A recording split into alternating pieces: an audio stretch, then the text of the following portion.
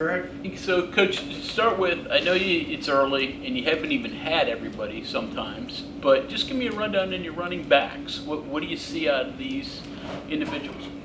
Well, right now we're just in the install stage, and I feel like it's my job to teach them what to do and how to do it, and also the expectations that we have as a team as we try to build this culture.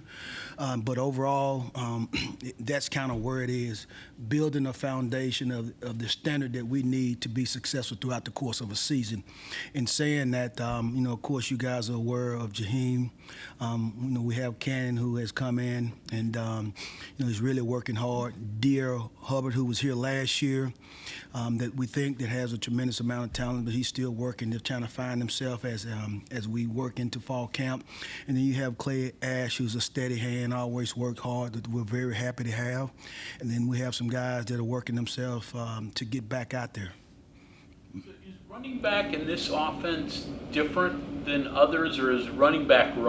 You've coached in a lot of systems. How is this different for a running back? Well, I think it all starts with our head coach. He has a fundamental belief in running the football. Obviously, for me as a running back coach, it's something that I love and I enjoy. He's shown over the years that he would absolutely run the leather off the ball. If you look at the last two seasons, he's rushed the ball over 600 times each of the last two seasons. So for my room, that should speak to joy if, in fact, you work hard enough and you deserve the carries. Just speak to the pace of the practices. You've been in a lot of different systems and a lot of different styles and methods and whatnot, but it just looks like it's just almost like chaos out there for 2 hours. And I don't mean that. I mean that in terms of the activity and the things that are going on during the practice on both sides of the ball. So I'll go back and I'll say this again. Every single thing in this building starts with our head coach. Our mindset, our discipline, the way that we play, the way that we approach anything we do in this building starts with him. And in saying that, there's a standard that he expects, right? And he walks in this building every single morning with the same energy that we have to match. So it starts there. That's the floor. And then now trying to teach our players the expectations of what that looks like. And even me as a new coach, I'm learning that as well. And what I've come to understand is just come in this building and pull your heart on the floor every single day, and eventually you'll get to what he wants. And so it may seem like organized chaos, but it's a method to the madness because he completely understands what it takes to win, and that's still a work in progress as we go forward. I guess thinking quickly and being able to react quickly, just from the speed and the tempo of the way things go. I mean, that's kind of the way it is in games, right? Right, but we want to practice like we play, which means when you take the field, you got to be locked in from stretch until the last whistle blows. You got to be absolutely locked in.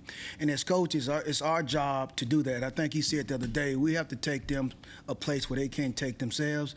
And so for us, again, we have to be locked in and ready to do that as well because these players are counting on us, coaches count on us to take these guys in this program somewhere that it hadn't been. So the energy, I love it because, again, you know what to expect when you walk in this building every single day because our head coach has already set the tempo for that, And so whether it's on the field, whether it's walking in the cafeteria, whether it's in the weight room, whether it's in the training room, whether it's on the field, it does not matter. You know the expectations. And when you know the expectations, it's easy. I say easy. For me, it is to walk in this building and understand really and truly the assignment from that perspective. Last thing on that, I guess, one of the hardest things, I guess, to do is to think and perform when you're tired. So is there a kind of a... Yes, and again, if you practice like you play, the games become fun. And I have been a part of that. And so we're going to get them in an elite level of conditioning. That's part of what we're trying to get done, right? Because when you look at it, the way that we practice, we'll get to a point to where, once we get to a game, we're probably doing half of that, right? And so you're able to give more and sustain it at a high level simply because you've been conditioned to do it over and over and over and over. And that's what we're trying to get them to do, along with execution, the small details, understanding truly how to overcome fatigue, by just preparing yourself and giving it your all every single day. So that never becomes a question in the game. Am I loafing? Am I really and truly giving my teammates and my coach what he expects or what they expect? What does Jaheim do well, and what are you trying to get him to improve upon? Well, again, I think he has a good skill set. I think he's an elite processor from the standpoint of being able just to navigate space in front of him. But I think that he has a lot of room to grow in every area, and he's learning how to push himself, and which we're trying to get him to that point. But he has a lot of room to grow. I think he's just scratching the surface of what he can ultimately become. But again, it's that standard, and it's our job or my job to take him where he can't take himself, and that's kind of what we're working through right now. Larry, are there any differences in base fundamentals that you all have to get across from the way Coach Rodriguez wants them to what you want to see, right down to, say, landmarks on an outside zone run or the way you mesh and things like that? Are there changes there that you're having to coach early on? Absolutely. First of all, again, I can't say this enough, but it's when you have a coach like Coach Rodriguez, who is a leader of men, right? And there is no misunderstanding about what he wants and what he expects.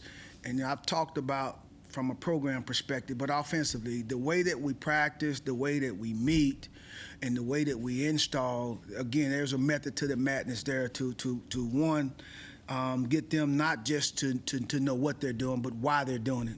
And then, I think we're to the point now where we're trying to hone in on just the small details because that lead to execution.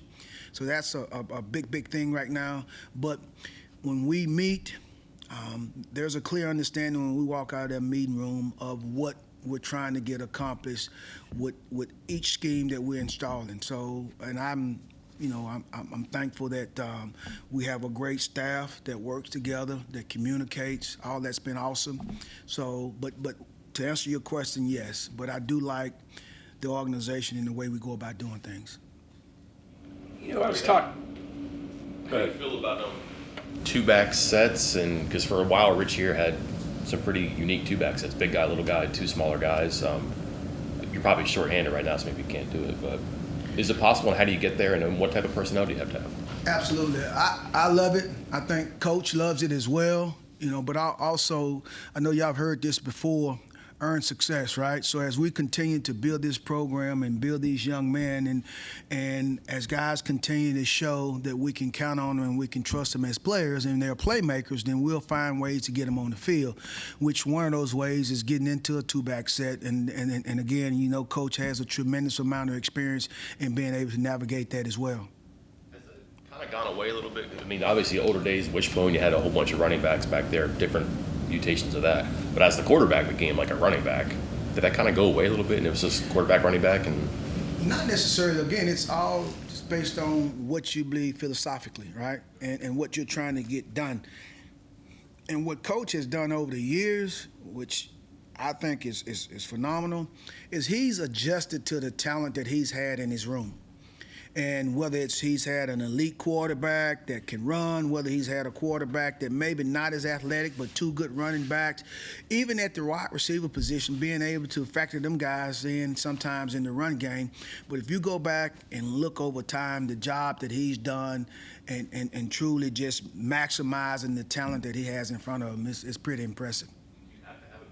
because one has to be a blocker if you're going to have two back there, but it's not always like that either. But again, it's about maximizing the talent that you have in there, right? So you may not have a big back, but you might have a big tight end, an athletic tight end. So it's a number of ways to get around manufacturing a two-back set. I was talking to somebody the other day about, urgency and I guess patience. Maybe when you got into the profession and you had a guy that you could say, well, maybe 1 or 2 or 3 years they might get it, or they might be able to develop into the kind of player that we want. Well, in this day and age, they're probably going to leave and go someplace else, or your roster is going to change over. Is it changed the way you have to go about teaching and developing, knowing that they have to get it quickly? That you're in a deal now where you got 72 new players on your team this year, and how teams change over? Does that change any at all? So I think it's a combination of a lot of things, right? So we was talking about this the other day. With the fluidity of your roster, you have to have, not have to, but you would want to have coaches who are elite teachers. That minimizes some of that.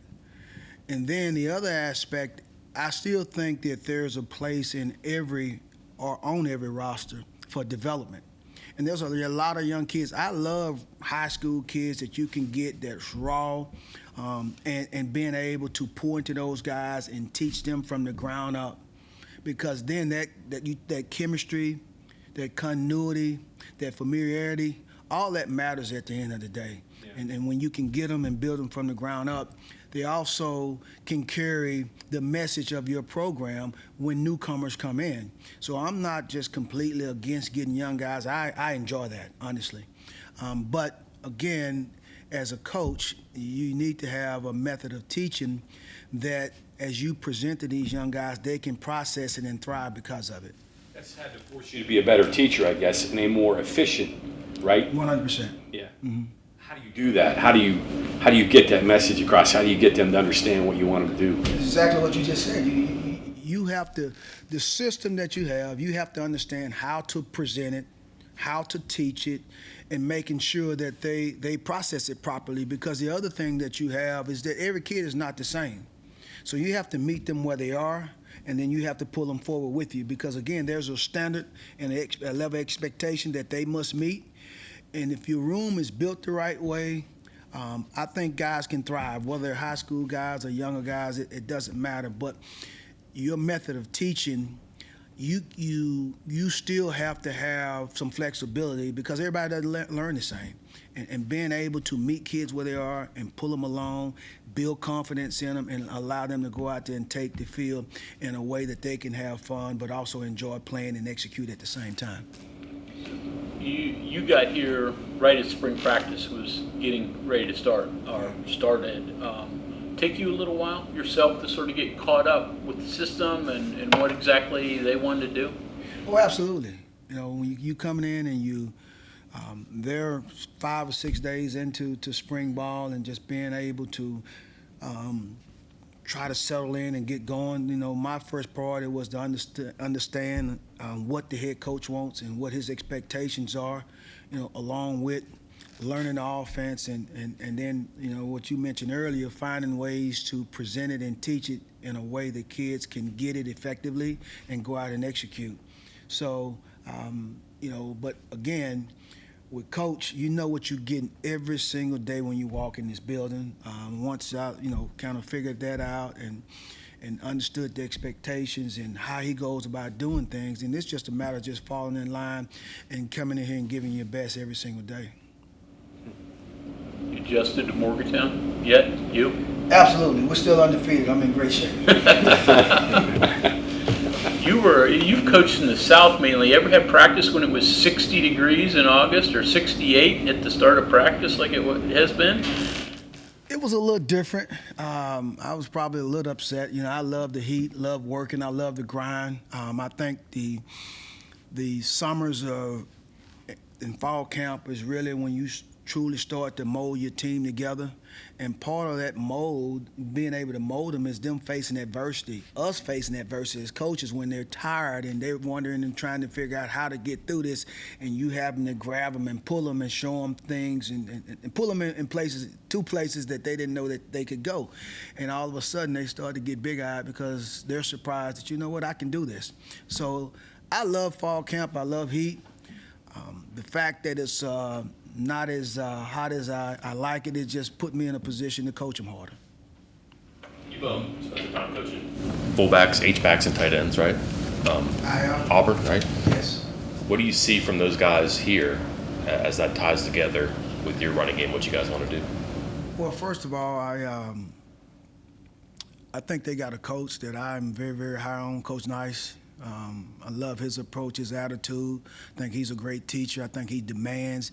He's played the position. He understands the toughness and the mindset that you got to have. I think that's the foundation of it all. He's been with Coach over the years, the last few years anyways, and they've had some success, but they've had some struggles. So he's He understands the transition at times his offense is taking. So I think these guys in that locker room are very, very happy to have him. With that being said, I do think that we have a group of individuals as the tight end H-backs that are fully committed to getting better and growing, and that's what I've seen since I've been here. And I think that they'll be a very integral part in what we do and as well as our success this fall. Okay, thank you very much, Coach. You bet.